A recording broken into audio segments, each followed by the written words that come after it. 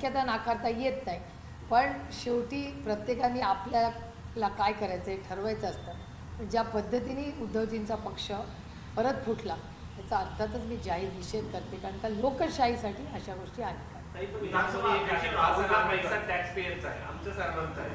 जे लोक पैसे भरतात त्याचा पैसा आहे, त्या पैशाचा वापर करून ब्लॅकमेलिंग केलं जातं पॉलिटिकल. बघा, आमचा अनुभव एजन्सीजचा आहे. आत्ताचं मॉडेल काय मला माहिती नाही. आमच्या काळात काय झालं मला माहिती आहे. आमच्या काळात agency, ice, income tax, CBI आणि ED आणि वॉशिंग मशीन ह्याच्यावरच त्या काळातल्या आमचा पक्ष फोडला तेव्हा काय काय झाले उभ्या महाराष्ट्राने देशाने पाहिलं. आत्ताचे लेटेस्ट मॉडेल काय माहिती नाही. अनेक नंबर्स वगैरे कानावर येतात. खरं खोटं देवालाच ठाऊक, त्यांनाच उत्तर द्यावं लागेल. पण जे झालं हे दुर्दैवी झालं आणि लोकशाहीसाठी हानिकारक. खासदारांचं म्हणणं आहे की उद्धव ठाकरे बाहेर पडत नाहीये, भेटत नाहीये, मदत करत नाही आणि आदित्य ठाकरे पण भेटत नाहीये. उद्धवजींबद्दल मी तुम्हाला गॅरंटी देऊ शकते, उद्धवजी भेटतात आणि कशाला तुमच्याच चॅनलवर रोज दाखवतात ना की उद्धवजी कुठे गेले, काय गेले, ते बाहेर जातात, त्यांचे पक्षाचे कार्यक्रम. त्याच्यामुळे उद्धवजी भेटत नाही ह्याच्यात काही तथ्य नाही. आम्ही तुमच्याच चॅनलवर मी स्वतः रोज उद्धवजींचे कार्यक्रम करतो, त्यामुळे ह्याच्यात काही तथ्य नाही. विधानसभा अध्यक्ष राहुल नार्वेकरांनी ज्या पद्धतीनं अशा पद्धतीच्या संदर्भात सरकारने वाचताना ज्या मराठी भाषा वाचली, ज्यावर राज्यात जोरदार टीका केली आणि त्यांनी चिरफाड करताना म्हटलं की मराठी भाषा संपूर्ण चिरफाड केली. हेचं कारण नाही म्हणजे मला आश्चर्य वाटलं की ते नार्वेकर आहेत. ते काय बाहेर राज्यातून किंवा देशातून आलेले नाहीत ना. आणि आशाताईंबद्दल आणि मराठी भाषा, तुम्ही स्पीकर आहात, अध्यक्ष आहात विधानसभेचे, त्यामुळे मला धक्कादायक होतं त्यांचं ते सगळं तुमच्या चॅनलवर पाहून आणि खूप वाईट वाटलं.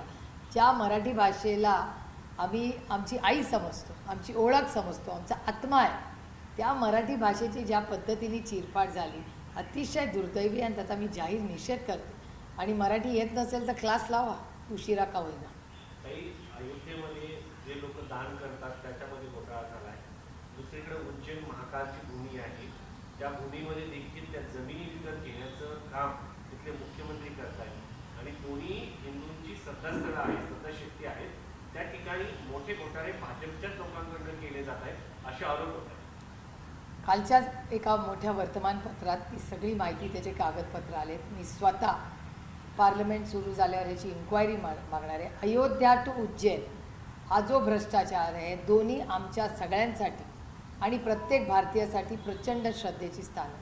आणि ह्याच्यामध्ये जर भ्रष्टाचार होणार असेल तर त्या मुख्यमंत्र्याचा तातडीने राजीनामा घेतला पाहिजे.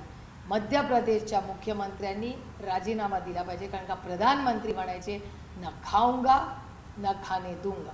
त्याच्यामुळे जो आरोप झाला आहे, मला तर वाटलं होतं की आरोप झाल्यावर मुख्यमंत्री स्वतःच म्हणेल की माझी पारदर्शक इन्क्वायरी करा.